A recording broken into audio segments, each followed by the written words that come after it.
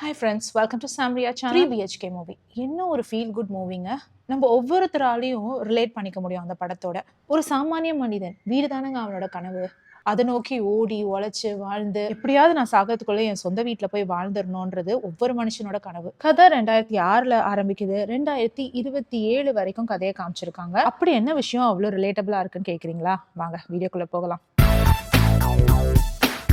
80ஸ்ல rent ஹவுஸ்ல வாழ்ந்த எல்லாருக்குமே இந்த கதை ரொம்ப ரிலேட்டபிளா இருந்திருக்கும். ஒரு சின்ன வீடு, அம்மா அப்பாவோட சேர்ந்து மழை பெஞ்சிச்சுன்னா அந்த தண்ணியை வெளியில தள்ளி விடுறது, மழை வரும்பொழுது வீடு ஒழுகுற இடத்துல எல்லாம் பாத்திரங்களை வச்சு தண்ணி பிடிக்கிறது, இந்த மாதிரியான பல வேலைகளை நம்ம வீட்டுல செஞ்சிருப்போம் 80கள்ல முக்கியமா. அதே மாதிரிதான் இந்த படத்துலயும் ஒரு சாதாரண மிடில் கிளாஸ் ஃபேமிலி கொஞ்சம் மழைக்கே வீட்டுக்குள்ள தண்ணி வந்து பாத்திரங்கள் எல்லாம் மேல தூக்கி பரணி மேல வச்சு பாதுகாக்கிற ஒரு சாதாரண ஃபேமிலி. மிடில் கிளாஸ் மேன் சரத்குமாருக்கு 2 பசங்க. நல்லா படிக்கிற பொண்ணு, முட்டி மோதி படிச்சாலும் மார்க்கே வர மாட்டேங்குது அப்படின்னு வருத்தப்படுற ஒரு பையன், கஷ்டப்பட்டு வேலை பார்க்குற ஒரு அப்பா, அவருக்கு எப்பவுமே துணையா தன்னால முடிஞ்ச உதவியை செஞ்சுட்டு இருக்க ஒரு அம்மா. இவங்க 4 பேருக்கும் இருக்க ஒரே கனவு சொந்த வீடு வாங்கணும். 2006லயே பணம் சேர்க்க ஆரம்பிச்சு ஒரு வீடா போய் பாக்குறாங்க. இதோ இப்ப வாங்கிடுவாங்க அப்படின்னு நினைக்கும் பொழுது ஒரு தடங்கள் வருது. ஃபார் எக்ஸாம்பிள், அப்பா அண்ணா சரத்குமாருக்கு ஹார்ட் அட்டாக், மெடிக்கல் எமர்ஜென்சி.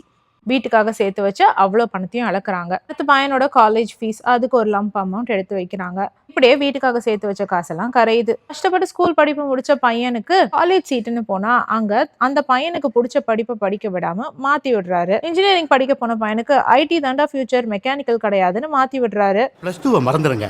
காலேஜில் வாங்குற மார்க்ஸ் ஜாப்பை வச்சுதான் இங்க ஃபியூச்சரே இருக்கு. என்ன மெக்கானிக்கல் எடுத்திருக்கீங்க? ஐடி தானே இப்ப டிமாண்டு, ஐடி எடுக்கலாம். யாரோ ஒருத்தர் அதுதான் ஃபியூச்சர்னு சொல்ல தனக்கு பிடிச்ச மெக்கானிக்கலை விட்டுட்டு ஐடியை சூஸ் பண்றாரு பையன் சித்தார்த். கஷ்டப்பட்டு படிக்கிறாரு. கேம்பஸ் இன்டர்வியூல எல்லாம் போய் மனப்பாடம் பண்ணதை அப்படியே ஒப்பிச்சு லாஸ்ட் ரவுண்ட் வரைக்கும் போறாரு. லாஸ்ட் ரவுண்ட்ல கேட்கிற ப்ராக்டிக்கல் கொஸ்டினுக்கு அவரால் பதில் சொல்ல முடியல. இதனால எல்லா இடத்துலயும் தோல்வி, கேம்பஸ்லயும் வேலை கிடைக்காம கடைசியா அவர் ஃப்ரெண்டு ரெஃபரன்ஸ் மூலமா சித்தார்த்துக்கு ஒரு வேலை கிடைக்குது. பொண்ணுக்கும் அதே நேரத்துல வேலை கிடைக்குது. அப்பாடா வேலை கிடைச்சிருச்சு, இவங்க கண்டிப்பா வீடு வாங்கிடுவாங்க அப்படின்னு நம்ம நினைச்சுக்கிட்டே இருக்கும் பொழுது தங்கச்சிக்கு ஒரு வரன் அமையுது. அந்த கல்யாணத்தை பிரம்மாண்டமா 35 லட்சத்துல செய்யறாங்க.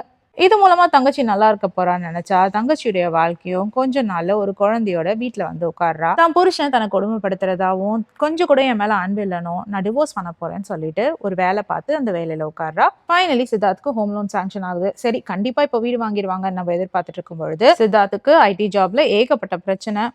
எவ்வளவு உழைச்சாலும் ரெகக்னிஷன் இல்ல. இப்போ நான் ஹோம் லோன் கமிட்மெண்ட்ல மாட்டினேன்னா வாழ்க்கை பூரா இந்த ஐடி ஜாப்ல தான் நான் குப்பையை கொட்டணும். எனக்கு இந்த வேலை பிடிக்கலன்னு தைரியமா சித்தார்த் ஒரு முடிவு எடுத்துட்டு அந்த வேலையை ரிசைன் பண்ணிட்டு திரும்பவும் ஸ்கிராச்ல இருந்து தன்னோட படிப்பை தொடங்குறாரு. தனக்கு பிடிச்ச மெக்கானிக்கல் இன்ஜினியரிங்கை படிக்க ஆரம்பிக்கிறாரு. தனக்கு பிடிச்ச படிப்பை அவர் படிக்கிறதுனால அவரால் ஈஸியா புரிஞ்சு அதை படிக்க முடியுது. கொஞ்ச நாள்ல வேலையும் கிடைச்சிருது. ஆனா இது நடுவுல அந்த குடும்பத்தை பண ரீதியா யாரு கவனிச்சுக்கிட்டா அப்படிங்கிறது தான் ஒரு பெரிய கேள்விக்குறியா இருக்கு. அதை பத்தி நம்ம கிளியரா சொல்லல. தன்னுடைய திருமண வாழ்க்கையை முறிச்சிட்டு வந்த பொண்ணும் கவர்மெண்ட் ஜாப்க்கு எக்ஸாம் எழுதி ஒரு கவர்மெண்ட் ஜாபும் கிடைக்குது. இதுக்கு நடுவில் தனக்கு பிடிச்ச ஸ்கூல் ஃப்ரெண்டோட சித்தார்த்துக்கு மேரேஜும் நடக்குது. இந்த மேரேஜ் சரத்குமார் விருப்பத்துக்கு மாறா நடக்கிறதுனால சரத்குமார் ரொம்ப நாளா பையன்கிட்ட பேசாம இருக்காரு. பெண்ணுக்கு பெரிய இடம்னு பார்த்து பணக்கார பையனு கல்யாணம் பண்ணி வச்சு அந்த பொண்ணோட வாழ்க்கை நல்லா இல்லாம திரும்பி வீட்டுக்கு வரும்பொழுதுதான் தான் பையன் மேல நம்ம காட்டுற கோவம் ஒரு தப்பான கோபம்னு அவருக்கு புரிய வருது. அதுக்கு பிறகுதான் சித்தார்த் கிட்ட அவங்க அப்பா சரத்குமார் பழையபடி பேச ஆரம்பிக்கிறாரு. இப்படின்னு திரும்பவும் வாழ்க்கை பழையபடி சந்தோஷமா மாறுது. தான் பிடிச்ச வேலைகளை அவங்க செய்யறாங்க. கடைசியா வீடு வாங்கினாங்களா இல்லையா அப்படிங்கிறது தான் கிளைமேக்ஸே. படத்தோட பேரை வச்சு நீங்களே புரிஞ்சிருப்பீங்க அவங்க வாங்கியிருப்பாங்களா மாட்டாங்களான்னு சொல்லிட்டு. இருந்தாலும் கிளைமேக்ஸை நீங்களே போய் பாருங்க. இந்த படத்துல பாசிட்டிவ்னு சொல்றதுக்கு நிறைய விஷயம் இருந்தாலும் நெகட்டிவ்னு என்ன சொல்லலாம்னா படம் ரொம்ப ஸ்லோவா போகுது. சீன் பை சீன் நம்மளால ப்ரெடிக்டும் பண்ண முடியுது. ட்விஸ்ட் அப்படிங்கிறதுலாம் பெருசா இல்ல. பட் கண்டிப்பா இந்த தடவை இவங்க வீடு வாங்க மாட்டாங்க அப்படின்றத நம்மளால அசியூம் பண்ண முடியுது. பாசிட்டிவ்னு சொன்னா எஸ், நம்மளுடைய லைஃபையே நம்ம சினிமால பாக்குற மாதிரி இருக்கு.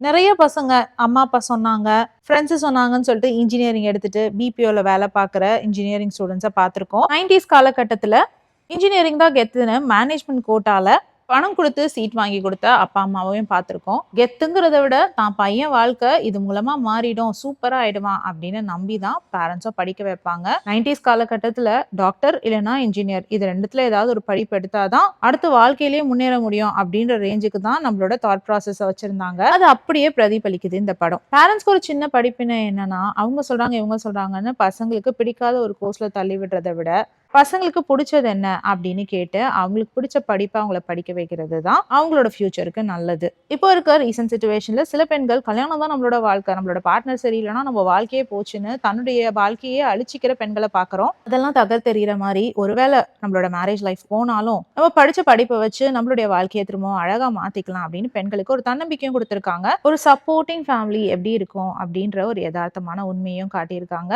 மொத்தத்துல நம்மளுடைய வாழ்க்கையை தான் படமாக்கி காமிச்சிருக்காங்க. முக்கியமா ஒண்ணு, ஆண்கள் படுற கஷ்டத்தை காட்டியிருக்காங்க. வாழ்க்கை பூரா தன்னோட குடும்பத்துக்காக உழைக்கிற ஒரு அப்பா, தன்னோட அப்பா கனவை தாங்கி அதை எப்படியாவது நிறைவேற்றணும் அப்படின்னு துடிக்கிற ஒரு பையன், அதுக்காக அவனுக்கு பிடிச்சதெல்லாம் ஒதுக்கிட்டு தனக்கு பிடிக்கலனாலும் அந்த வேலையை ஏத்துக்கிட்டு அங்க கண்டவங்கிட்ட திட்டு வாங்கிட்டு அடிமை மாதிரி வேலை செஞ்சுட்டு குடும்பத்துக்காக பணம் எடுத்துட்டு வர ஆம்பளைங்களோட கஷ்டத்தை காட்டியிருக்காங்க. இது பார்க்கும்பொழுது ஆண்கள் மேல ஒரு தனி மரியாதையே ஏற்படுது. இப்படிப்பட்ட ஒரு அப்பாவையோ இல்ல அண்ணனையோ நம்ம குடும்பத்துல கண்டிப்பா பார்த்திருப்போம். மொத்தத்துல இந்த படம் என் லைஃபோட ரொம்ப ரிலேட் பண்ணி பார்க்க முடிஞ்சுச்சு. படம் பார்த்து முடிச்ச உடனே ரொம்ப நிறைவான ஒரு ஃபீலிங் கிடைச்சது. இது தாண்டா படம் அப்படின்ற மாதிரி தோணுச்சு. இது வரைக்கும் நீங்க இந்த படத்தை பார்க்கலன்னா கண்டிப்பா போய் பாருங்க. ஒரு ஃபீல் குட் மூவி பார்த்த ஹாப்பினஸ் கிடைக்கும். வேற ஒரு வீடியோல திரும்பவும் மீட் பண்ணலாம். Until then, it's bye from Jamima. Take care.